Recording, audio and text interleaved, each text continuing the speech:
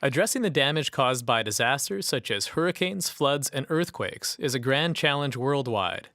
Indeed, between 1990 and 2015, the cost of disasters each year has risen by 600% to over $314 billion. For the affected country, the average cost is about 20% of its GDP. Traditional sources of disaster aid have not kept pace with these costs, and increasingly, businesses are being asked to make up the shortfall. Corporate aid is the fastest-growing source of disaster relief and in many cases exceeds the contributions of traditional responders such as governments, aid agencies, and charities. In this paper, we investigate whether or not it is socially beneficial when corporations account for a greater share of disaster relief aid. Our argument builds on insights from dynamic capabilities, which refers to a firm's ability to sense change in the external environment, seize response opportunities, and reconfigure existing resources and capabilities to do so effectively. Building on this, we argue that locally active corporations will provide effective disaster aid because they can quickly sense its impacts on local employees, markets, and infrastructure, identify areas of acute need, and facilitate fast responses by transferring resources across geographies and leveraging their unique capabilities to deploy aid. Illustrating this, in the aftermath of the 2004 Indian Ocean tsunami, Coca-Cola converted soft drink production lines in Sri Lanka to bottled water and used its own trucks then to distribute the water to victims.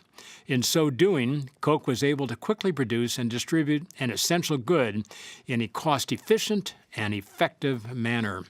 Based on this, we predict that aid will arrive more quickly, and a nation will recover more fully from a disaster when locally active firms account for a larger share of disaster aid.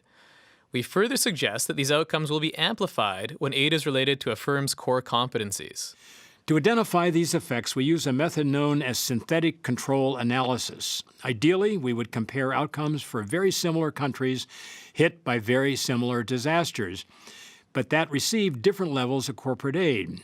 This is not possible in our context, so instead we synthetically build control countries from a combination of disaster countries that approximate the focal nation on a series of key variables.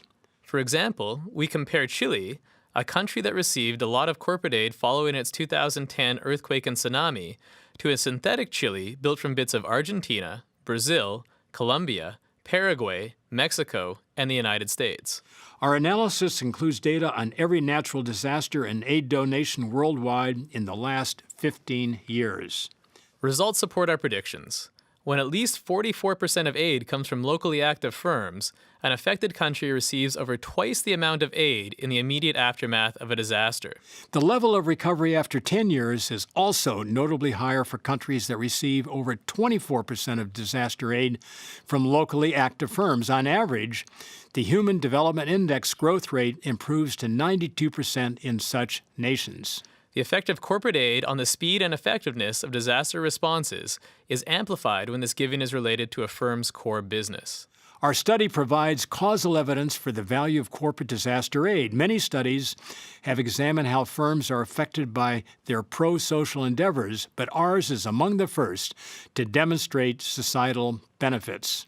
Our study also shows that firms can do the most good following a disaster by donating to geographies where they have operations and by tailoring aid to their existing competencies and resources.